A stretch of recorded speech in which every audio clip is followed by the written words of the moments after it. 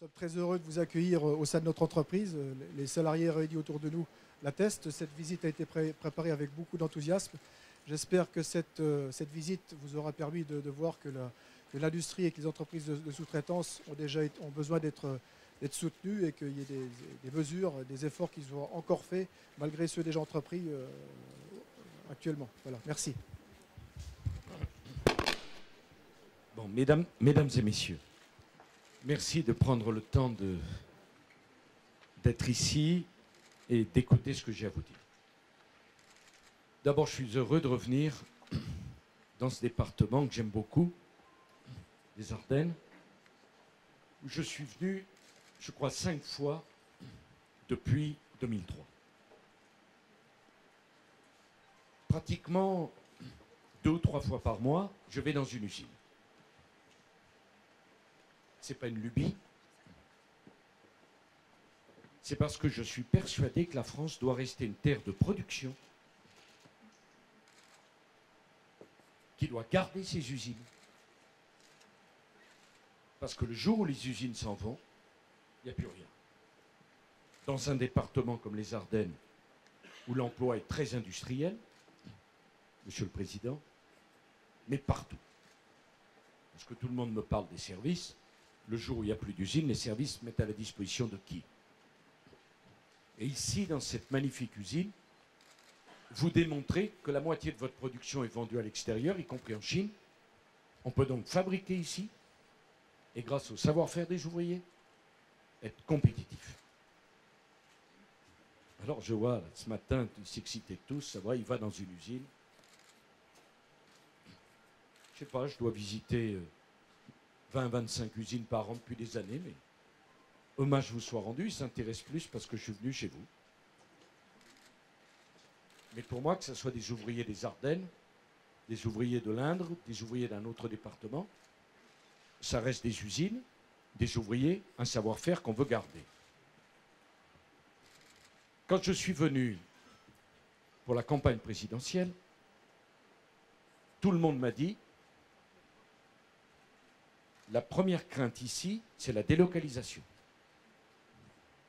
On ne veut pas que nos usines et nos emplois s'en aillent. Vrai ou pas? C'est ce que tout le monde m'a dit. La priorité, c'est de faire en sorte qu'on garde nos usines. Qu'est-ce qu'on a fait? D'abord, on a supprimé la taxe professionnelle.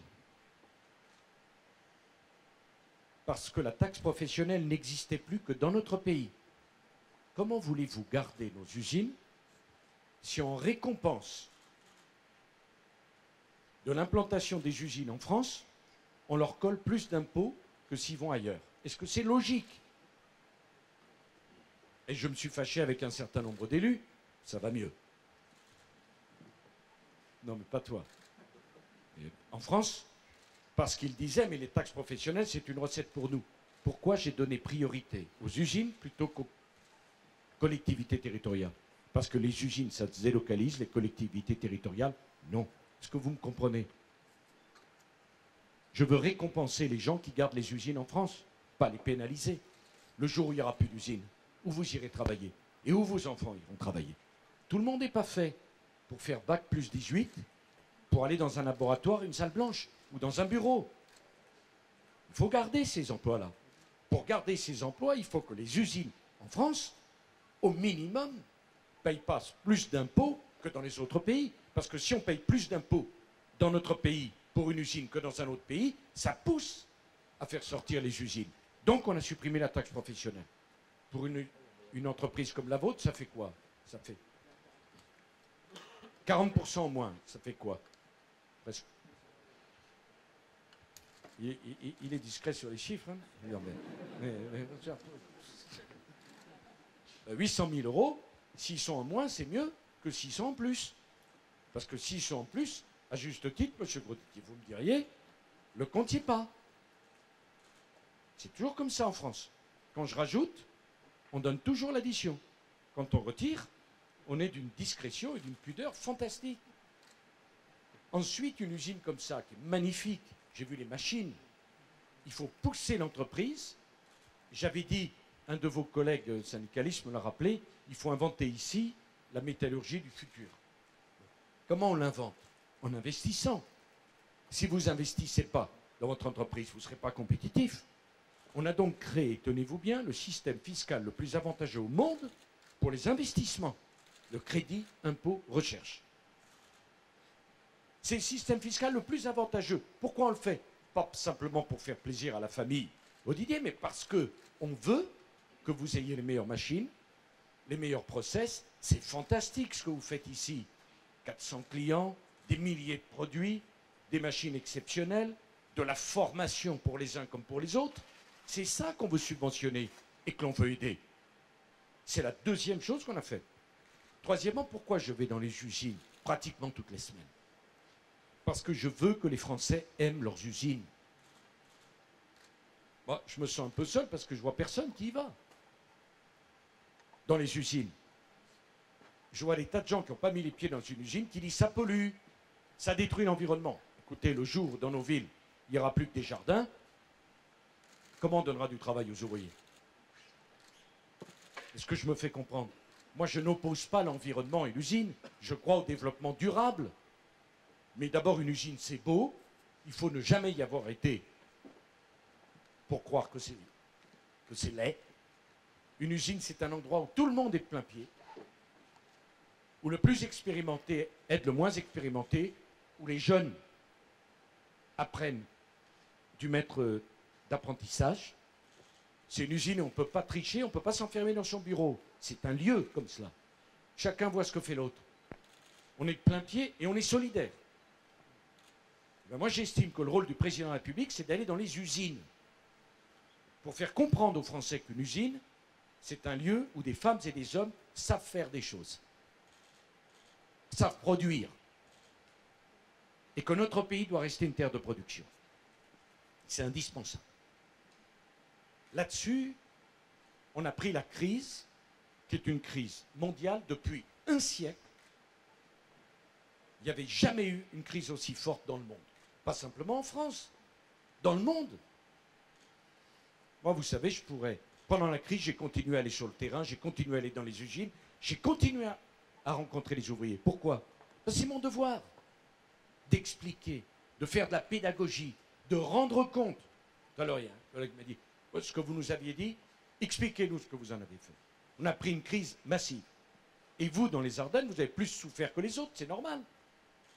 Puisque vous êtes d'abord un département industriel.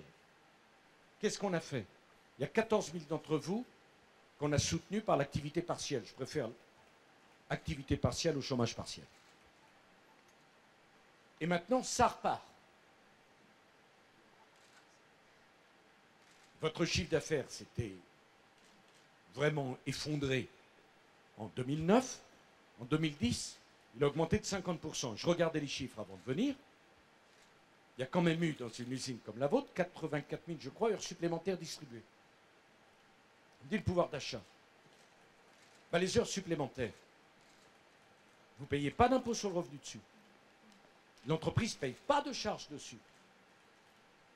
Mais comment on peut faire pour donner du pouvoir d'achat supplémentaire si quand ça va mieux, quand le carnet de commandes se remplit, on ne donne pas d'heures supplémentaires aux ouvriers?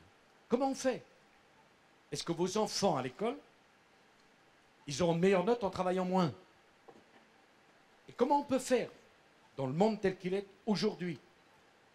J'entends certains qui veulent supprimer ce que j'ai fait pour les heures supplémentaires. Ah bon? Est-ce que les 35 heures ont été une telle réussite? On est le seul pays au monde qui a fait ça. Moyennant quoi, on a eu plus de chômeurs et des salaires plus bas. C'est normal. Parce que si on travaille moins que les autres, on n'est pas compétitif. Et qui peut croire qu'en travaillant moins, vos salaires vont augmenter? Qui peut croire une chose pareille?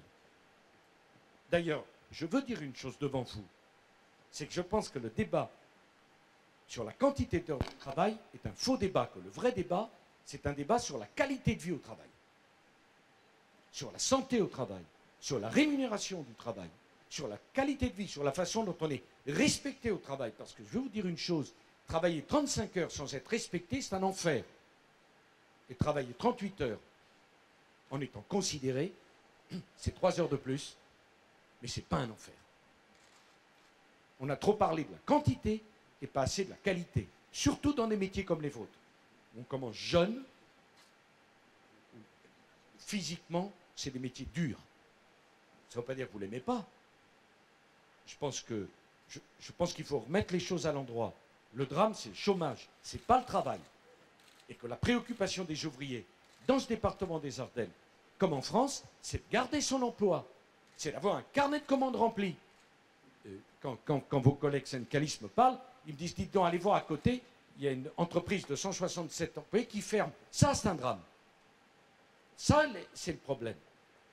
Qu'on soit compétitif en investissant, qu'on soit compétitif en allégeant les charges sur les entreprises, et que vous soyez heureux au travail en vous permettant de faire des heures supplémentaires et de gagner davantage. Ça, c'est la solution. Ça, c'est la solution. En vous formant davantage, en travaillant davantage et en étant payé davantage. Avec tout un travail, bien sûr, sur la santé, la sécurité et la qualité de vie au travail. Mais il n'y a pas d'autre solution, mesdames et messieurs. Mes chers compatriotes, partout ailleurs dans le monde, ils font ça. Et ceux qui ne font pas ça, ils décrochent. Comme dans vos familles. Si vos enfants ne travaillent pas à l'école, ne travaillent pas au lycée, ils décrocheront. Il n'y a pas de miracle. Mais moi, je dois veiller à ce que chacun ait une perspective. Je vais en terminer en faisant deux remarques, parce que je m'en voudrais de ne pas les faire. Une remarque pour parler des retraites. Et là, on me dit, ah, il est curieux quand même. Il va dans une usine, puis il parle des retraites. Oui, oui, je vais dans une usine et je parle des retraites. Parce que c'est vos retraites. Et parce que je sais qu'il y a eu de la mauvaise humeur. Mais qui peut douter qu'on peut s'en sortir sans réformer nos retraites? Vous savez que quand vous cotisez pas pour vous, hein. Vous cotisez pour la génération du dessus. Et c'est vos enfants qui cotiseront pour vous. Il y a un lycéen sur deux qui vont vivre jusqu'à 100 ans. Ça veut dire, oui, oui, ça veut dire qu'on vit plus longtemps. Si on vit plus longtemps et que tout le système repose sur la cotisation de ceux qui travaillent pour pouvoir payer les pensions de ceux qui sont en retraite, comment on peut s'en sortir si les retraités sont de plus en plus nombreux, vivent de plus en plus longtemps, et si les cotisants sont de moins en moins nombreux? Comment on peut s'en sortir? Comment on peut s'en sortir? Tous ceux qui vous disent qu'on pouvait s'en sortir sans faire une réforme des retraites vous mentent. Alors il y avait trois solutions. Première solution, baisse les pensions des retraités. Ah, la belle affaire. Je ne l'ai pas voulu. Parce que c'est des trop petites pensions. Deuxième solution, on augmente les impôts sur les entreprises. Comment vous gardez vos usines si on augmente les impôts sur les usines? Et pour le pouvoir d'achat, si on vous augmente les impôts, c'est parfait. Je ne l'ai pas voulu. Donc la solution, c'est d'ici à 2018, travailler 2 années de plus. Mesdames et messieurs, il y a 15 millions de retraités en France. Savez-vous qu'avant que j'ai fait la réforme, pour 1,5 million de retraités, on payait les retraites en allant chercher de l'argent à la banque parce qu'on ne les a pas à la sécurité sociale. Alors, il y a quelqu'un qui m'a dit tout à l'heure, on était nombreux à manifester dans les Ardennes pour défendre notre système de retraite. J'ai dit, mais bien sûr, tout le monde y est attaché. Mais j'ai répondu, je préfère la mauvaise humeur, parce qu'on va travailler 2 ans de plus, que la colère, le jour où partant à la retraite, vous auriez découvert qu'il n'y avait pas d'argent pour payer vos pensions de retraite. Vous comprenez ça? Et en 2018, quand le projet s'appliquera complètement, moi je ne serai plus là. J'aurai au moins la tranquillité de pouvoir me dire, quand j'étais président de la République, j'ai fait la réforme qui a permis d'équilibrer le régime des retraites. Et vous m'entendez, je peux regarder dans les yeux chacun d'entre vous, chacun de vous qui partirez à la retraite, votre retraite sera payée parce que le système est sauvé. Et méfiez-vous à ceux qui disent qu'ils reviendront sur la réforme que j'ai faite. Écoutez bien et vous verrez, ils ne le feront pas. Alors, si on me dit, ah oui, c'était facile, vous croyez que ça me fait plaisir de dire aux gens, travaillez 2 ans de plus et vous ne serez pas payé plus? Je préfère cela, vous dire la vérité, plutôt que de vous mettre dans une situation où, partant à la retraite, après avoir travaillé toute votre vie, on vous dirait, désolé madame, désolé monsieur, il n'y a pas l'argent. Eh bien ça ne se produira pas, parce qu'avec la réforme que j'ai voulue, vos retraites seront payées. Elles seront payées. Vous n'avez pas de soucis à vous faire. Ben, ça valait le coup d'affronter la mauvaise humeur. Parce que vous savez, quand on est président de la République, on a des décisions à prendre. Ces décisions, je les assume et je les ai prises. Moi, je ne me contente pas d'aller à la télévision pour expliquer cela. Je viens dans les usines pour dire ça, parce que c'est la vérité. Et parce que les ouvriers, vous savez parfaitement qu'on n'a pas d'histoire à vous raconter. Et qu'il y a un minimum de courage quand on respecte les gens. Je ne veux pas simplement venir pour dire bravo, c'est formidable, merci, au revoir. Après, chacun pense ce qu'il veut, mais réfléchis. Parce que les gens en France, ils réfléchissent beaucoup plus que ce que les observateurs pensent. Les gens en France, ils ne se font pas dicter leur ligne de conduite. Ils se font leur opinion eux-mêmes. C'est ça la vérité. Et donc cette réforme des retraites, non seulement, je ne me cache pas de l'avoir fait, je le revendique. Et je mets au défi qui que ce soit de me dire qu'il ne fallait pas faire comme ça. Il n'y a pas un pays au monde qui n'ait pas choisi d'allonger la durée de vie au travail, puisque notre vie augmente. Je vais terminer en vous disant une autre chose sur toutes ces questions de pouvoir d'achat. Et je vais vous parler très franchement. Quand il y a la crise, tout le monde dit aux salariés, serrez-vous la ceinture. Et ils ne peuvent pas faire autrement. Quand il y a la reprise, j'affirme qu'il est normal que les salariés et les ouvriers à qui on a demandé des efforts pendant la crise bénéficient de la reprise. C'est un principe sur lequel je ne céderai pas. Vous m'entendez? Je ne céderai pas sur ce principe. Ça veut dire quoi? Il y a 2 ans, j'avais demandé au patronat et au syndicat de négocier sur un meilleur partage de la création de valeur dans l'entreprise. Après tout, les ouvriers, les salariés, s'il y a de la valeur qui est créée dans l'entreprise, ils y sont pour quelque chose. En 2 ans, la négociation n'a pas avancé d'1 centimètre. 2 ans. Je ne dis pas c'est la faute à qui. Je dis, en 2 ans, cette question centrale, comment mieux associer les salariés au gain de l'entreprise, au partage de la valeur dans l'entreprise, cette discussion n'a pas avancé d'1 centimètre. Je n'accepte pas cet immobilisme. Moi, je préférerais que patronat, syndicat aient pu avancer. Ils n'ont pas avancé. Donc, il va falloir qu'on prenne nos responsabilités. Et je prendrai mes responsabilités. Alors, je vois, là, avant même d'avoir commencé à annoncer, tout le monde me critique. Ceux qui la veulent, la prime, disent c'est pas assez. Puis ceux qui ne la veulent pas disent c'est trop. Ils ne la connaissent pas, mais c'est déjà définitif. Puis on appelle des spécialistes qui disent c'est compliqué, c'est une usine à gaz, ils ne savent pas du tout ce qu'on va faire. Mais ils critiquent avant même d'avoir commencé. D'ailleurs, c'est le sport national dans notre pays. Moins on fait, plus on critique. J'ai demandé au gouvernement de prévoir un dispositif qui assurera qu'en sortie de crise économique, les salariés et les ouvriers français aient le sentiment qu'on tienne compte de leurs efforts et qu'il y ait davantage de justice. Naturellement, la situation ne peut pas être la même dans la très grande entreprise cotée au CAC 40 et dans la petite entreprise.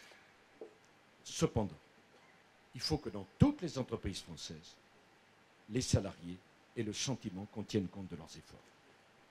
Pour les entreprises du CAC 40, sur la question des dividendes, qui peut comprendre qu'on distribue plus de 80 milliards d'euros aux actionnaires et que dans le même temps, on explique aux salariés qu'il n'y a pas de quoi augmenter les salaires.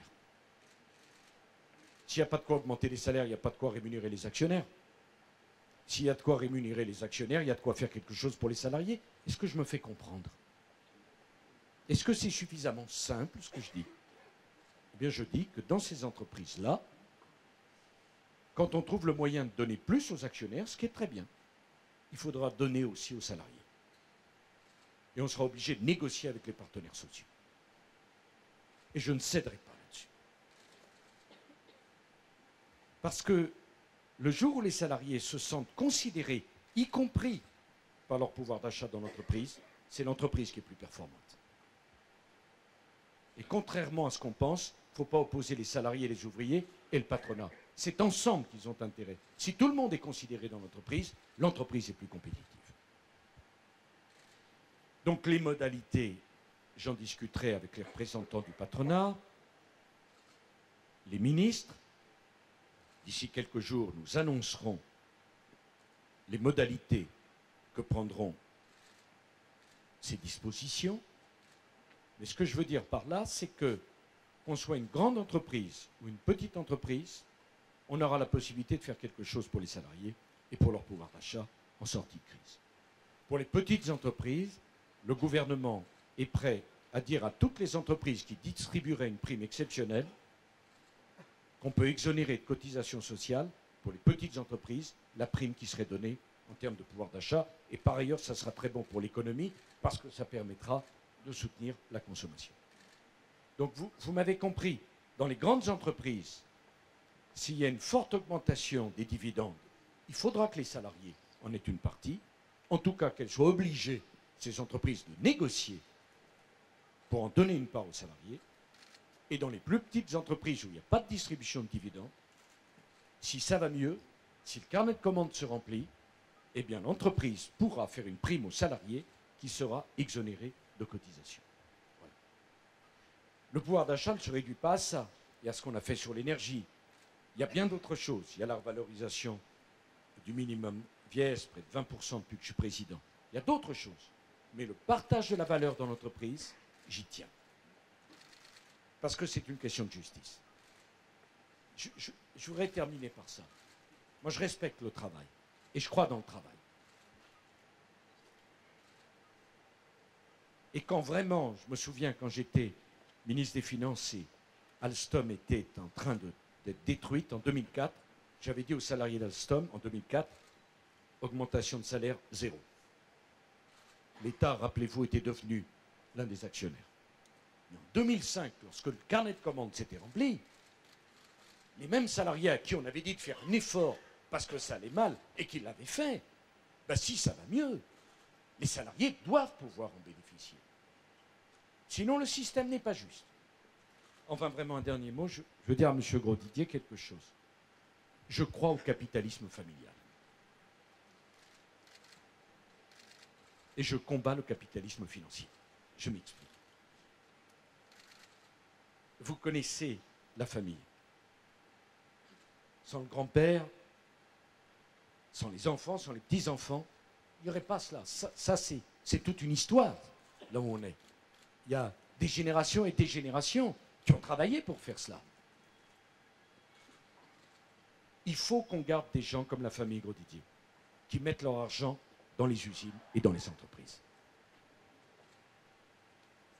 Pourquoi j'ai voulu la réforme de l'ISF? C'est pour vous aussi. Parce que le jour où tous les gens qui ont de l'argent préfèrent partir plutôt que rester en France, qui sera propriétaire de vos usines? Est-ce qu'on peut y penser? Moi, si je travaillais dans votre usine, je préférerais connaître la famille qui est propriétaire de l'usine plutôt que d'avoir un fonds de pension avec un petit jeune qui vient relever les compteurs tous les ans en disant ça n'a pas assez rendu. Parce que l'usine ici, la famille sait ce qu'elle est. Connaît les employés, connaît les ouvriers, connaît votre histoire. Le fonds de pension, il connaît que le résultat. Et pensez bien à ça. Je veux que les gens qui aient de l'argent puissent l'investir dans les entreprises et dans les usines. Pas partir. Parce que s'ils partent, quelles seront les premières victimes? Vous. Vous. Moi, je n'ai pas été élu pour faire la richesse de tous les pays qui nous entourent. pour recevoir tous ceux qui ont de l'argent, je préfère que ceux qui ont des moyens, ils restent dans les Ardennes. Ils investissent dans les usines. Et tant mieux. Mais si on les fait partir, qui prendra leur place? Qui prendra leur place? Les fonds de pension? Ou pire, la délocalisation. Voilà. Vous voyez, je ne lis pas un discours. Hein. Je vous ai parlé avec mon cœur. Parce que c'est des sujets considérables dans un département qui a beaucoup souffert. Un département auquel je suis très attaché. Un département où les gens jugent sur ce qu'on fait, pas sur ce qu'on dit. Et dans le propos que j'ai tenu, il n'y a que des faits. Que des choses que j'ai réalisées. Même quand vous n'étiez pas d'accord. Les retraites, ok. Mais on a sauvé le régime. Voilà.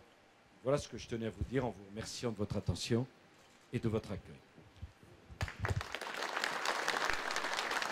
Monsieur le Président, pour marquer cette visite, on a souhaité vous offrir une statuette en fond, bien sûr. Attention, cette première statuette a été faite à l'occasion des 70 ans de l'entreprise, avec un ouvrier ouvert. Et la deuxième statuette représente la modernité avec les 80 ans. On espère vous revoir peut-être dans 20 ans pour fêter les 100 ans de l'entreprise. Dans 20 ans non. Okay. Non. J'essaierai de tenir d'ici là. Hein. Merci. En tout cas, merci pour ces statues. Elles seront dans mon bureau comme le souvenir de ce que vous savez faire ici. J'ai beaucoup d'admiration pour la compétence et le savoir-faire de femmes et d'hommes qui sont capables de transformer les matériaux comme vous savez les transformer. Et bon courage à tous. Hein. Merci.